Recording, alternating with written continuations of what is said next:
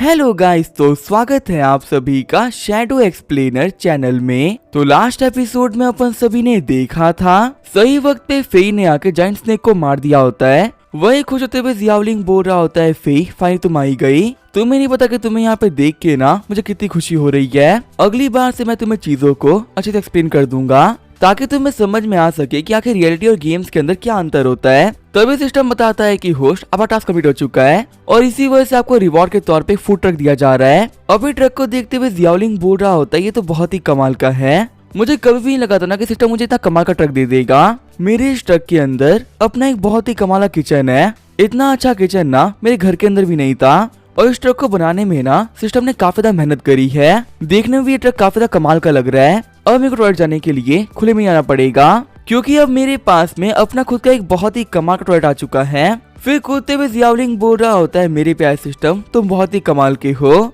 तुम्हें बिल्कुल आइडिया भी नहीं ना कि तूने मुझे यहाँ पे कितनी कमाल की चीज दे दी है और मैं यहाँ पे इसका यूज करते हुए एक बहुत ही कमाल की जिंदगी जी सकता हूँ। सिस्टम बोल रहा होता है, होस्ट आपको पता है मैं ऑलरेडी काफी ज्यादा अच्छा था। अगर आप मेरे दिए हुए टास्क को कंप्लीट करोगे ना तो आपको और भी कमाल के रिवॉर्ड मिलेंगे और क्योंकि आपने ये टास्क पोस्ट होते ही काफी जल्दी कंप्लीट कर दिया, इसी वजह से आपको यहाँ पे एक्स्ट्रा रिवॉर्ड भी मिल रहे हैं। सिस्टम बताता है कि आपको यहाँ पे स्किल कार्ड मिला है जिसका यूज करने के बाद में लगातार 3 मिनट के लिए आप काफी ज्यादा पावरफुल हो जाओगे और आपकी जो बैटल पावर है वो इंक्रीज होके वही लेवल पे पहुंच जाएगी। साथ ही आपको यहाँ पे एक वेपन भी मिलता है। जियाओलिंग बोल रहा होता है, क्या मुझे वेपन मिल रहा है? अगर मुझे यहाँ पे सिस्टम की तरफ से वेपन मिल रहा है तो पक्का से ना काफी ज्यादा पावरफुल होगा। देखते हैं कि मुझे यहाँ पे सिस्टम ने कौन सा डिवाइन आर्टिफैक्ट दिया है। लेकिन तभी वो देखता है कि उसे वहाँ पे कोई वेपन मिला ही नहीं है। उसे मिला होता है किचन नाइफ, एक टीन शफल और एक कैलेंडर जो कि सारी की सारी चीजें खाना बनाने में काम आती है, फाइट करने में नहीं। जियाओलिंग बोल रहा होता है, सिस्टम आखिर तुम मुझसे मजाक क्यों कर रहे हो? क्या यहाँ पे इन चीजों का यूज करते हुए कोई फाइट कर सकता है क्या? मुझे कौन सा यहाँ पे ज़ॉम्बीज़ को तेल में फ्राई करना है जो कि चीजें काम आएंगी?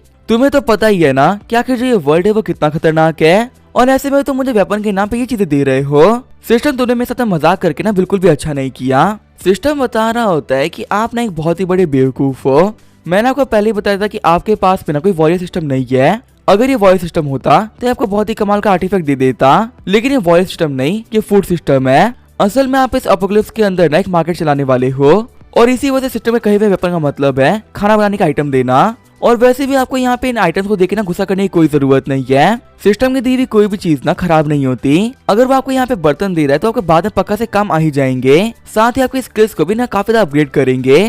तो ऐसे में आपको यहाँ पे किसी भी तरीके से लॉस नहीं होने वाला, आप पावरफुली बन रहे हो। आपने चीज देखिए हर टास्क कंप्लीट करने के बाद में कितने फायदे हो रहे हैं और सिस्टम की दी हुई एक भी चीज अभी तक खराब नहीं निकली, लेकिन उसके बावजूद भी आप बार बार ना मुझे ब्लेम कर देते हो। जियाओलिंग बोल रहा होता है, मेरे प्यारे सिस्टम मुझे माफ कर दो। मैं पहले भूल गया था ना कि मेरे पास वॉइस सिस्टम नहीं है बल्कि फूड सिस्टम है। पर कोई बात नहीं, तुमने मुझे यहाँ पे जो भी कुछ दिया है ना मैं उसे काफी अच्छे से यूज करूंगा। फिर जियाओलिंग ने किचन नाइफ को अपने हाथ में ले लिया होता है। जियाओलिंग बोल रहा होता है कि अब ये मेरे हाथ में आ चुका है तो वक्त है बहुत कुछ काटने का।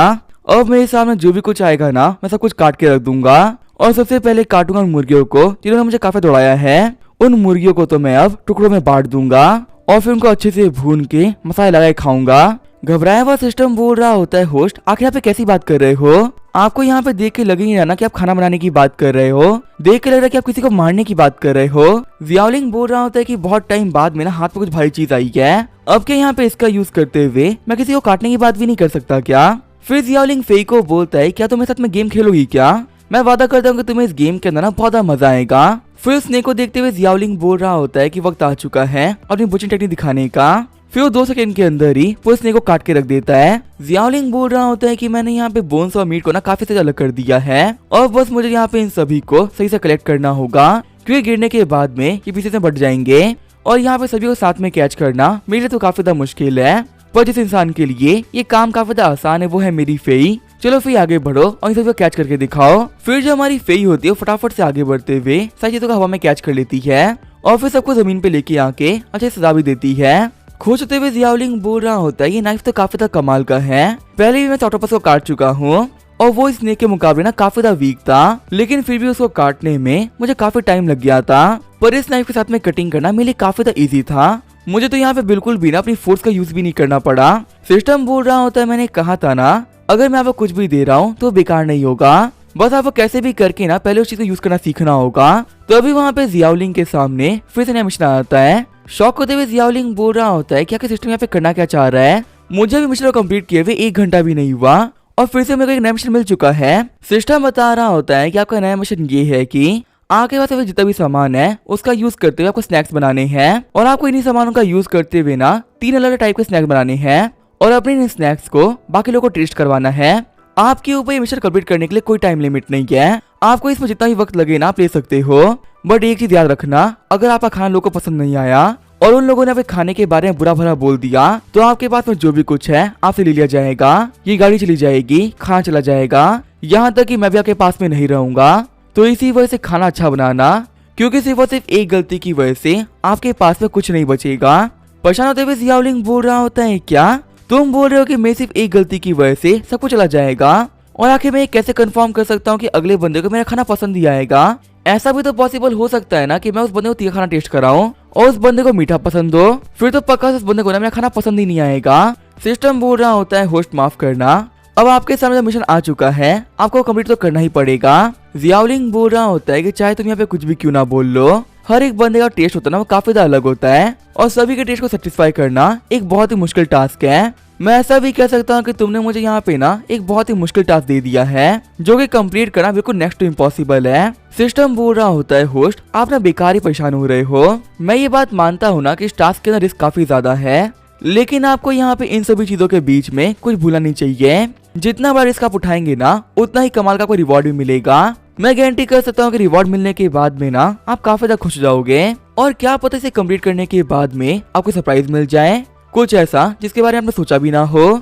जियाओलिंग बोल रहा होता है कि तुम्हारी बातों को सुन के लग रहा है ना कुछ बड़ा होने वाला है, लेकिन मुझे यहाँ पे कोई भी आइडिया नहीं है कि तुम किस चीज के बारे में बात कर रहे हो और क्या बड़ा होने वाला है। वैसे चलो यहाँ पे एक बात तो काफी ज्यादा अच्छी है ना कि इसमें कोई टाइम लिमिट नहीं है, क्योंकि मुझे अपना खाना खुद करके रिव्यू नहीं करना, मुझे बाकी लोग का अपना खाना टेस्ट कराना है और इस एपोकैलिप्टिक वर्ल्ड के अंदर लोगों को ढूंढना काफी ज्यादा मुश्किल काम होता है। टाइम लिमिट ना होने की वजह से मैं ये काम ना आराम से कर लूंगा और वैसे भी मैं लगातार ना कब से काम कर रहा हूँ। मेरे पास में एक नया और बहुत ही कमाल का ट्रक आया है, अगर मैं इसके अंदर कुछ दिन आराम ना करूँ तो इसका क्या फायदा होगा। सबसे पहले मैं आराम करूंगा और उसके बाद नए मिशन के लिए काम स्टार्ट करूंगा। परेशान होते हुए सिस्टम बोल रहा होता है होस्ट आखिर आप कैसी बातें कर रहे हो? मैंने आपको यहाँ पे ट्रक इसी वजह से दिया है ना ताकि आप अच्छे से काम कर सको, ना कि यहाँ पे इस ट्रक का यूज करते हुए आराम करो।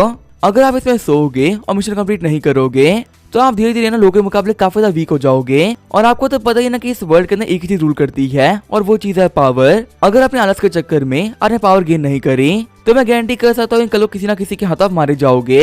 अभी तक आपने जीने के लिए काफी ज्यादा एफर्ट लगाया, इसी से आप सर्वाइव कर पा रहे हो। अगर आपने एफर्ट नहीं लगाया होता तो आप मारे गए होते। जियाओलिंग बोल रहा होता है सिस्टम तुम बहुत बड़े कमीने हो, तुमने देखा तो है कि मैं कितने दिनों से ओवर टाइम काम कर रहा हूँ, पर तुमने एक बार भी ओवर टाइम के लिए ना मेरी तारीफ नहीं करी कि मैं लगातार काफी ज्यादा मेहनत से काम कर रहा हूँ। और जैसे ही मैंने अपने काम के ऊपर से ब्रेक क्या मांग लिया तो मुझे ये समझाने लगे कि रश करने की वजह से मैं मारा जाऊंगा। सच में सिस्टम तुमसे दोगला बंदा मैंने आज से पहले कभी नहीं देखा। वैसे हम लोग कब से यहाँ पे बाहर ही खड़े हैं ना, इतनी कमाल गाड़ी होने के बावजूद भी बाहर खड़े होने का क्या फायदा। चलो देखते हैं कि आखिर ये गाड़ी कर क्या सकती है। बाहर से देखने में तो काफी ज्यादा कमाल की लग रही है, देखते हैं कि इसके अंदर के फीचर्स और कितने शानदार है। वैसे मुझे अंदर एंटर करने से पहले ना फी को भी समझाना पड़ेगा कि ये यहाँ पे इस गाड़ी के ऊपर ना अटैक ना करे, वरना लास्ट टाइम स्टॉल की तरह ही ये इसको भी तोड़ देगी। फिर जियाओलिंग बोलता है फी चलो आ जाओ, मैं तुम्हें यहाँ पे आसपास के ना सैकड़ा के लेके आता हूँ। वहीं दूसरी तरफ हम देखते हैं सोल्जर्स को जो कि अपने ट्रक लेके आ रहे होते हैं। वाइस कैप्टन बोल रहा होता है कि आखिर जो वो स्नेक था वो कहाँ चला गया। कैप्टन बोल रहा होता है कि यहाँ पे सिर्फ एक ही रास्ता है और पक्का से वो स्नेक ना इस रास्ते का यूज करते हुए आया था, क्योंकि अगर पक्का से वो जंगलों में से गया होता ना तो उसने काफी कुछ डिस्ट्रॉय कर दिया होता और हम लोग को यहाँ पे पेड़ों को देख के पता चला था कि उसने भागने के लिए कौन से रास्ते को यूज किया है। लेकिन क्योंकि जो यहाँ के पेड़ हैं वो डिस्ट्रॉयड नहीं है, इसका मतलब तो ये कि स्नेक ने भागने के लिए ना इस रास्ते का यूज नहीं किया। तभी यहाँ पे शौक होते टोपी वाला बंदा बोल रहा होता है कैप्टन वहाँ देखिए। तभी वहाँ पे कैप्टन और बाकी सभी लोगों ने गाड़ी रोक दी होती है और जब वो नीचे उतरते हैं तो देखते हैं स्केलेटन को। आगे बढ़ते हुए एक सोल्जर बोल रहा होता है कि ये स्केलेटन ना अभी काफी ज्यादा फ्रेश है और इसके ऊपर जो ब्लड लगा हुआ है वो भी काफी ज्यादा फ्रेश है। लगता है कि वो स्नेक इस बंदे को खा गया और खाने के बाद में उसने ना इस बंदे को थूक दिया। टोपी वाला बंदा बोल रहा होता है कि मुझे बिलीव नहीं हो रहा कि आखिर एक ह्यूमन इतना अच्छा कैसे हो सकता है। हमारे ऊपर आई हुई मौत को इस बंदे ने अपने ऊपर ले लिया और हम सभी लोगों को बचाने के लिए अपना सेक्रीफाइस दे दिया। पिंक वाला बंदा बोल रहा होता है, मेरे को रिग्रेट तो इस बात का है कि हमने आने में काफी देर कर दी। अगर हम लोग यहाँ पे वक्त पे आए होते तो शायद हम इस बंदे को बचा लेते। वाइस कैप्टन बोल रहा होता है कि तुम लोग क्या कर रहे हो, एक बार यहाँ पे इन बोन्स को ना सही से देखो।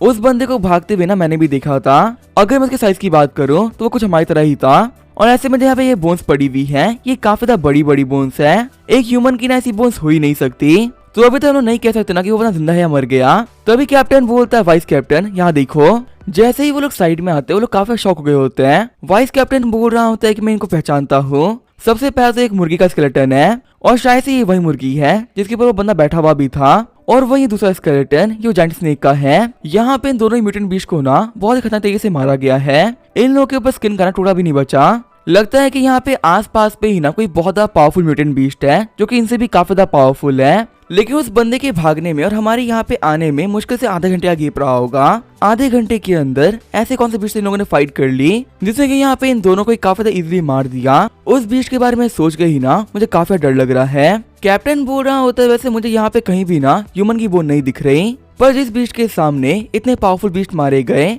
एक ह्यूमन का बच जाना बिल्कुल इम्पॉसिबल सा लगता है। वाइस कैप्टन भी सोच रहा होता है कि पक्का से यहाँ पे ना एक बहुत ही खतरनाक बैटल हुई होगी और ऐसे में उस बंदे का यहाँ से भागना पॉसिबल है क्या। और मैंने आसपास की जगह को भी सही से एनालाइज कर लिया है, कहीं भी मुझे किसी पावरफुल म्यूटेंट का ट्रेस नहीं दिख रहा और उस बंदे की बॉडी भी यहाँ से गायब है। ऐसा भी तो हो सकता है कि इस बीस्ट के मरने का रीजन वो बंदा हो, क्योंकि आज के वर्ल्ड के अंदर कोई भी इतना पागल नहीं है कि किसी को बचाने के लिए ना अपने पीछे से म्यूटेंट बीस्ट को ले ले जब तक कि वो बंदा इतना कैपेबल ना हो कि वो इन्हें मार सके। वही दूसरी तरफ हमारा जियाओलिंग अपनी गाड़ी के मजे ले रहा होता है। जियाओलिंग सोच रहा होता है इतने लंबे टाइम बाद में ड्राइव करके मजा आ गया। जियाओलिंग बोल रहा होता है कि आज से तकरीबन 20 साल पहले मेरा सपना था कि मैं एक अच्छी गाड़ी का यूज करते हुए ना ड्रिफ्टे मारूं और वो भी बिल्कुल सिटी के बीचों बीच। लेकिन उस टाइम ट्रैफिक रूल्स की वजह से ये करना बिल्कुल इम्पॉसिबल था। लेकिन आज की डेट में ये करना इम्पॉसिबल नहीं है। अपने ट्रक का यूज करते हुए ना मैं ये सब कुछ कर सकता हूँ। फेई, आखिर तुम्हें कैसा फील हो रहा है? क्या अपनी खुद की गाड़ी में बैठ के तुम्हें मजा आ रहा है क्या? तभी जब वहाँ पे फेई होती है वो सनरूफ से बाहर निकल जाती है। जियाओलिंग बोल रहा होता है कि इस कार में सनरूफ भी है। सच में फेई के खेलने के लिए ट्रक काफी अच्छी है। ब्रदर सिस्टम, एक बात तो माननी पड़ेगी, तुमने यहाँ पे एक बहुत ही कमाली कार बनाई है। अभी वो ड्राइव कर ही रहा होता है तभी हम देखते हैं उसके सामने बहुत सारे ज़ॉम्बी आ जाते हैं। तभी एक ज़ॉम्बी को देखते हुए जियाओलिंग बोल रहा होता है, मेरे को लग रहा है कि मैं इस बंदे को देख रखा है। शायद से मैं सेकंड थर्ड लाइफ के अंदर ना मैं इस बंदे से मिला था और हम लोगों ने साथ में मिलकर काम भी किया था। हाँ, मुझे याद आ गया, यही तो वो कमीना है जिसने कि मुझे फोर्थ लाइफ के अंदर स्टैब करके मार दिया था। मेरी फोर्थ लाइफ में सब कुछ काफी अच्छा चल रहा था।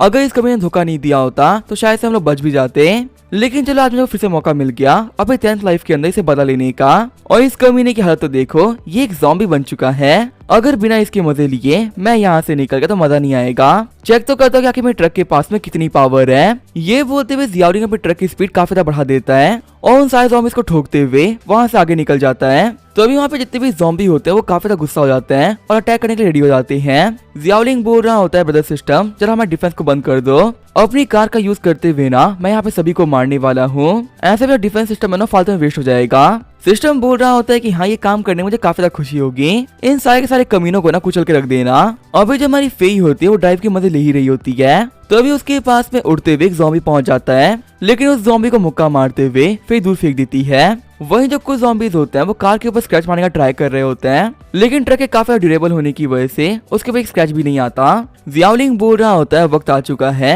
अपनी स्किल्स दिखाने का। वो सारी स्किल्स जो कि मैं GTA 5 में यूज करी थी, आज मैं उन सभी को रियल लाइफ में यूज करने वाला हूँ। ये बोलते वो ड्रिफ्टे मारते हुए वहाँ पे सभी को पीट देता है। और वहीं जब फेई होती है उसे यहाँ पे इतने झटकों की वजह से काफी ज्यादा मजा आ रहा होता है। आगे हम देखते हैं रात हो गई होती है और एक रोड किनारे जियाओलिंग ने अपनी कार को पार्क कर दिया होता है। शावर लेते हुए जियाओलिंग बोल रहा होता है, ये कितना अच्छा बाथरूम है। यहाँ पे अलग अलग ब्रांड के सोप और शैम्पूज भी रखे हुए हैं। सच कहूँ तो एंड ऑफ वर्ल्ड के अंदर नहाना एक लग्जरी काम है जो कि ह्यूमन के लिए कर पाना ना काफी ज्यादा मुश्किल है। अपनी लास्ट 10 लाइफों के अंदर ना मैं 10 बार भी नहाया होगा। महीने भर बिना नहाए काम निकालना पड़ता था, लेकिन फाइनली अब जाके मैं आराम से नहा सकता हूँ। और मेरे पास में ना यहाँ पे सिर्फ गर्म पानी ही नहीं, शैम्पू और सोप भी है। सबसे कमाल की बात तो ये है कि मेरी ट्रक के अंदर ना अनलिमिटेड वाटर है, जितना यूज करो ये खत्म नहीं होगा। मैं तो यहाँ पे ये सोच रहा हूँ कि अगर ये वाला लेवल अप इतना कमाल का था तो क्या मुझे अगले लेवल अप के बाद में पूरा एक मॉल मिल जाएगा क्या? ऐसे करते करते पूरे एपोकलिप्स वर्ल्ड के अंदर मेरे बिजनेस चलेंगे और मैं सिस्टम के दिए हुए एक बहुत ही कमाल के विला में रह रहा हूँ। तभी हम देखते हैं जियाओलिंग के पीछे फेई आ जाती है। जब जियाओलिंग पीछे मुड़ के देखता है तो उसे वहाँ पे कोई नहीं दिखता। जियाओलिंग बोल रहा होता है क्या ये मेरा वहम था, मेरे को लगा था कि मेरे को ना पर्दे के पीछे से कोई देख रहा है, आखिर कौन था यहाँ पर, फेई तुम हो क्या। फिर जियाओलिंग को याद आता है कि उसने अपने ट्रक का डिफेंस बंद कर रखा है। जियाओलिंग सोच रहा होता है कि मैं तो ऑन करना भूल ही गया था, कहीं ऐसा तो नहीं कि मेरे ट्रक के अंदर कोई ज़ॉम्बी एंटर कर गया है। देखो तुम जो भी हो फटाफट से बाहर आओ। लेकिन ऐसे चेक करने के बाद में वो फिर से नहाना स्टार्ट कर देता है। जियाओलिंग बोल रहा होता है कि मैं सब कुछ चेक कर लिया है और पूरे ट्रक के अंदर ना कोई है भी नहीं, फिर भी मुझे पता नहीं कैसा फील हो रहा है, कोई तो मेरे को घूर रहा है और ये फीलिंग ना अभी तक नहीं जा रही है। तभी उसे पर्दे के पीछे से फिर से किसी की परछाई दिखती है। जियाओलिंग सोच रहा होता है कोई तो है, फिर वो पर्दे उठाते हुए बोल रहा होता है कौन हो तुम, सामने आओ। लेकिन तभी वो देखता है कि वो और कोई नहीं फेई होती है। जियाओलिंग बोल रहा होता है फेई तुम यहाँ पे क्या कर रही हो, मैं तुम्हें कहा था ना बाहर जाके खेलो, आखिर तुम यहाँ पे अंदर कब आई। तभी जो फेई होती है वो अपनी लैंग्वेज में जियाओलिंग को कुछ बताने का ट्राई करती है। जियाओलिंग बोल रहा होता है फेई आखिर तुम्हें आबा क्या बोली मेरे को समझ में नहीं आ रहा, देखो मैं अभी नहा रहा हूँ, तुम यहाँ पे खड़ी नहीं हो सकती, तुम थोड़ी देर के वेट करो, मैं नहा के बाहर आता हूँ, उसके बाद वादा करता हूँ कि हम लोग सादा बैठ के खेलेंगे।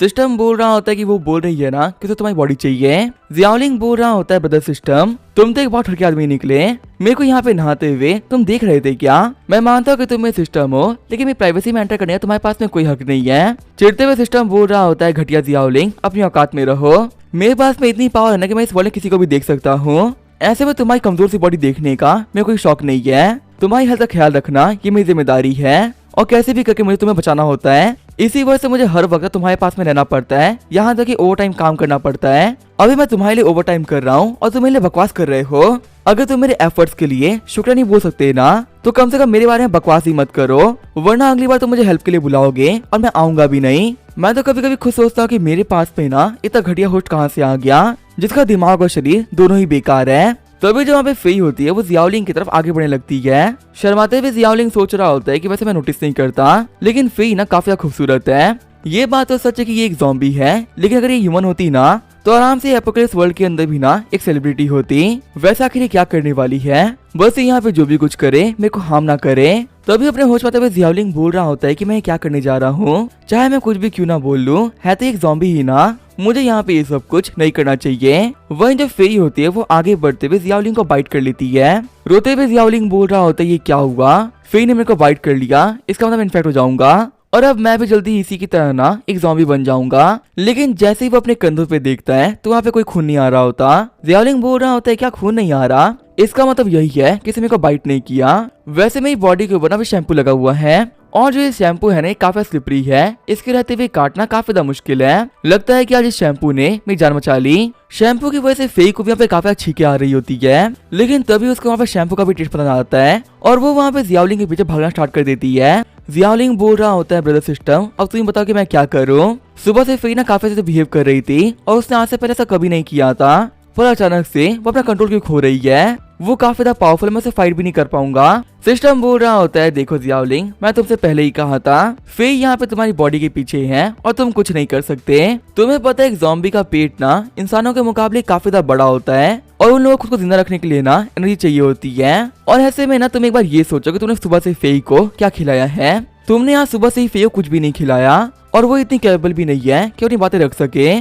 तुम्हारा उसका ख्याल ना रखने की वजह से वो काफी ज्यादा भूखी हो गई है और अब उसे दिख रहा है अपने सामने एकदम फ्रेश मीट, तो आखिर वो तुम्हारे पीछे क्यों ना पड़े, तुम उसके लिए खाना बन चुके हो। अगर तुमने यहाँ पे वक्त रहते हुए फेई को खाना दे दिया होता तो आज तो तुम्हें खानी समझ रही होती। अब यहाँ पे तुम्हारी गलती की वजह से तुम मरने वाले हो, वो भी अपने साथी के हाथों। रोते हुए जियाओलिंग बोल रहा होता है तुम बहुत बुरे हो, क्या इस चीज के बारे में तुमने पहले नहीं बोल सकते थे क्या, हमारे पास ऑलरेडी सारा मीट पड़ा है, मैं कुछ बना देता, लेकिन तुम्हारे लेट बताने की वजह से अब मैं मरने वाला हूँ। जियाओलिंग बोल रहा होता है फेई प्लीज यहाँ पीछा मत करो, अगर तुम यहाँ पे मेरा पीछा नहीं करोगी तो मैं तुम्हें बहुत टेस्टी खाना बना के खिलाऊंगा। आगे हम देखते हैं जियाओलिंग ने फेई को काफी सारा खाना बना के दे दिया होता है, जिसे खाते वक्त फेई को मजा भी काफी ज्यादा आ रहा होता है। जियाओलिंग बोल रहा होता है कि ये तो काफी ज्यादा अच्छी बात थी कि मैंने अपने पास स्नेक मीट को रख लिया था, अगर मेरे पास वो नहीं होता तो पता नहीं मैं इसको क्या खिलाता। वैसे एक बात तो है, अगर मुझे फेई को अपने साथ में रखना है ना तो मुझे हमेशा अपने साथ में ना खाने का बहुत सारा स्टॉक रखना पड़ेगा, और अगर देखा है तो फेक खाने वाली दिक्कत एक बहुत ही बड़ी दिक्कत है। ये तो काफी ज्यादा अच्छी बात है कि अभी मैं जगा हुआ था, मान लो कभी इसको भूख लगी और मैं सो रहा हुआ हूँ तब तो मुझे पता भी नहीं चलेगा और ये मेरे को काट लेगी। इसके मुझे काटने के बाद में मैं भी एक ज़ॉम्बी बन जाऊंगा और सब कुछ खत्म। ब्रदर सिस्टम, तुम्हारे पास कोई आइडिया है क्या जिसका यूज करते हुए मैं खुद को प्रोटेक्ट कर सकूं? क्योंकि आज मैं यहाँ पे बार बार ना किस्मत की वजह से बचा हूँ। मान लो अगर मैं सोते वक्त ऐसा कुछ भी हुआ तो फिर हमारे सब कुछ यहीं पे खत्म हो जाएगा। सिस्टम बोल रहा होता है कि मेरे पास इस चीज का सिर्फ एक ही उपाय था और उस चीज के बारे में मैं ऑलरेडी तुम्हें बता चुका हूँ। जब तक फेई का पेट भरा रहेगा तुम्हारे लिए कोई दिक्कत नहीं आएगी, लेकिन गलती से भी अगर उसका पेट खाली हो गया तो वो तुम्हें भी यहाँ पे खाने के तौर पे देखने लगेगी। जियाओलिंग बोल रहा होता है मेरे को समझ में नहीं आ रहा कि आखिर अब मैं क्या करूं। अब इसका क्या होगा हम देखेंगे नेक्स्ट एपिसोड में। तो तब तक के लिए बाय और स्टे ट्यून।